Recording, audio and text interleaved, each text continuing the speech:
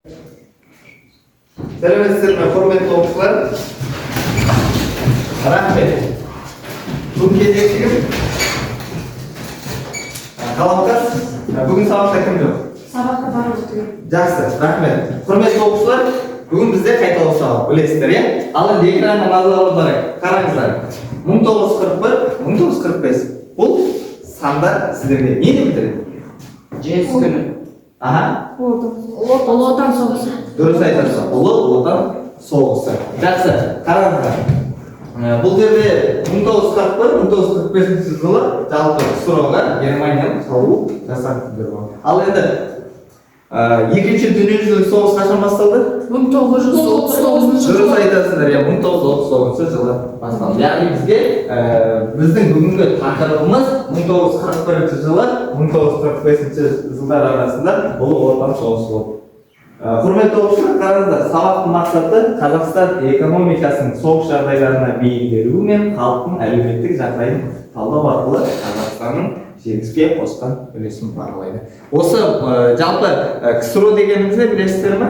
КСРО Кеңес одағы деп аталады ғой, соның жалпы не екенін білесіздер ме? Аха, айтамын. 15 мемлекеттің жиынтығы. Жақсы, дұрыс айтасыз, 15 мемлекеттің жиынтығы, ол бізде КСРО Кеңес одағы деп айтылады. Жақсы, бізде бүгінгі біздің сабағымыз өте күрделі. Яғни осы ұлы отан соғысының жалпы қаншама шығыны болсын, осы жеңіске деген бірде-бір себеп біздің қазақстандық әскери адамдардың үлесі өте зор. 1941 жылдың 22 маусым айында фашист Германия әскерлері Кеңес одағының шекарасына басып кірді. Ұлы отан соғысына Қазақстан бір тұтас ел болып қатысты. Жалпы Германия 1941 жылы деп айтып тұрмыз ғой, 22 маусымда Германия әскерлерге қандай жоспар құрды? Білесіздер ме?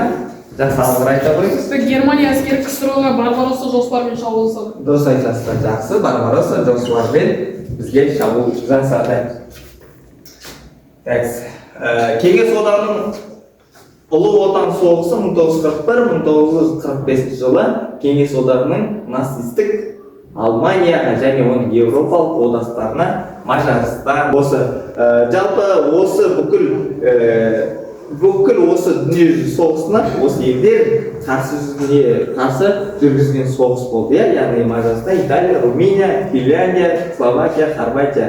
Екінші дүниежүзілік соғыстың ең маңызды шешуші бөлігі осы болған екен.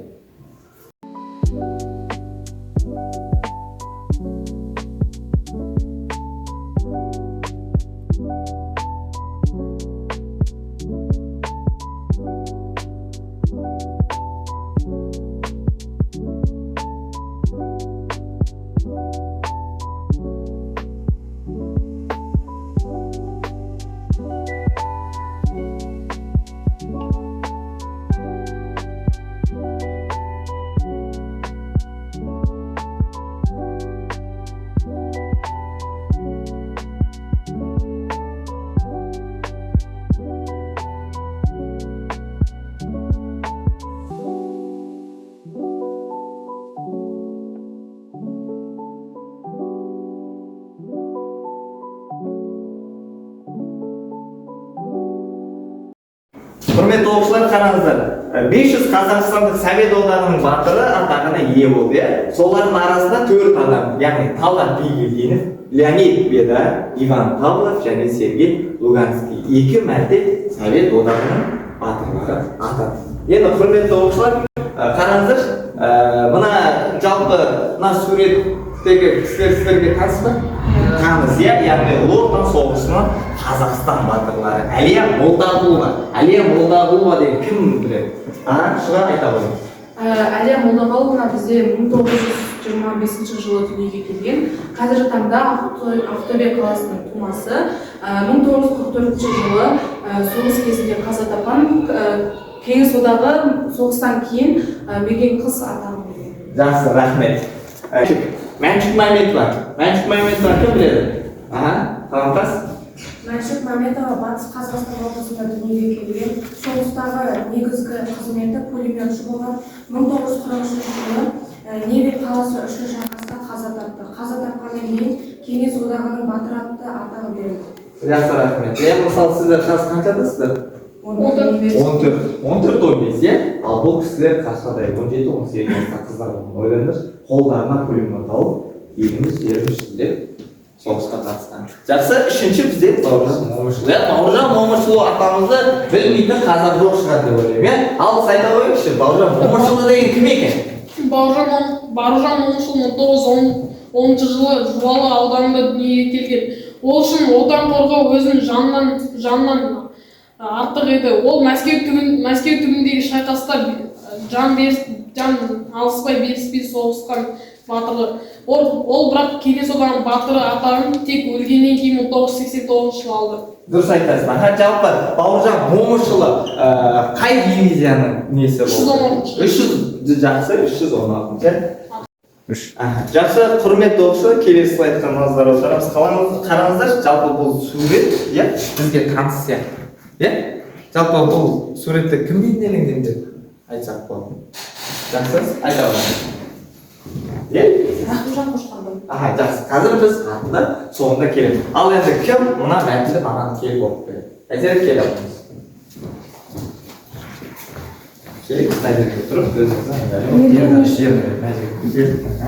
Берер үшін шайқас 1945 жылы 21 сәуір Рейхстаг үшін тартыс 29 сәуірде басталған. Бірақ қанды қақтығыс тек 2 мамыр күні ғана әрең аяқталды. Жүздеген мың солдат апат болған. Шайқас ең қанды қақтығыстардың бірі ретінде тарихи қалды. 1945 жылы 9 мамыр бұл ұлты мен дініне қарамастан барлық елдердің адамдары үшін ең жарқын, баршаға ортақ болған жеңіс күні. Қазіргі уақытта 9 мамыр бұл соғыста бастаған кешіккендерді еске алу және болашақ ұрпақтарға бейбітшілік аманат ету күні. Жылдар етіп 1945 жылы мамырының алыстап бара жатқан сайын қатарымызда балалар мен немерелердің болашағы үшін ұшқан оққа кеудесін тосқан ардагерлер саны сиреп барады. Жақсы, рахмет. Жаңа біз кім деп айттық?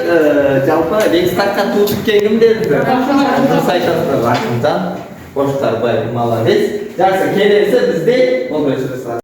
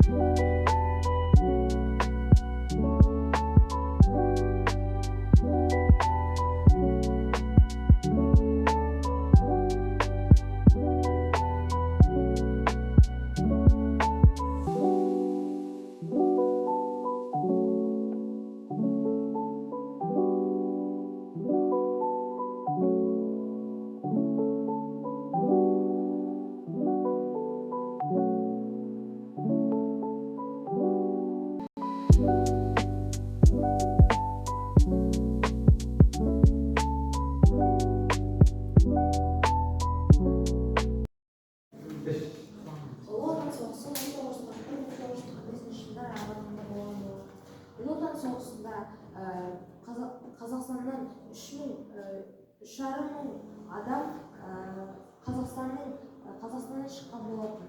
Суреттерге қарайтын болсақ, 7 мамыр отан қорғаушылар күні. Сол қорғаған адамдарды еске алып, 7 мамыр Қазақстан Республикасында отан қорғаушылар күні болып есептелді. 9 мамыр күні ұлы жеңіс күні. 1945 жылы 9 мамыр күні біз жеңіс күні деп Қазақстан Республикасы бекіткен болатын. Мына суретке қарайтын болсақ, Рейхстагта КСР-ның туы ілінген. Қай қалада болды? Берлин. Берлинде болды, жақсы. Мына суретте не бекітілген? Ұлы Отан соғысының 1940-1945 жылдары. Жақсы. Ал мына суретте? Осы жылы 2026 жылы Ұлы Отан соғысының 80 жылы. Жақсы, рахмет. Жақсы, құрметті оқушылар, сабақтың аяқталуына жақын қалды. Енді қараңыздар, Ұлы Отан соғысы қазақ халқы үшін ең ауыр кезеңдердің бірі болды. Бұл кезеңде қаншама қазақ жастары, қазақ азаматтары майданда жүріп қаза тапты. Осы соғыстың нәтижесінде КСР жеңіп, елімізде қайтадан жаңғыру басталды. Бұл соғыс қазақтардың отанға, туған жеріне деген махаббатының тағы бір дәлелі деп айтуға болады. Құрметті оқушылар, бүгінгі сабақ түсінікті болды ма? Иә. Жақсы. Біздің осы соғысқа қатысып, елімізді, жерімізді аман алып қалған ата-бабаларымызға тағзым етеміз. Ал құрметті оқушылар, енді бізде соғыс болмасын, әрқайсыларыңыздың отбасыларыңыз табыс береке тілеймін. Жалпы әлемде соғыс болмасын. Жалпы айтады ғой, әр нәрсе қан мен термен келген жеңіс, ол біздің мәртебеміз. Ал енді Қазақстанымыз асқақтай берсін, еліміз жеріміз тыныш болсын. Рахмет.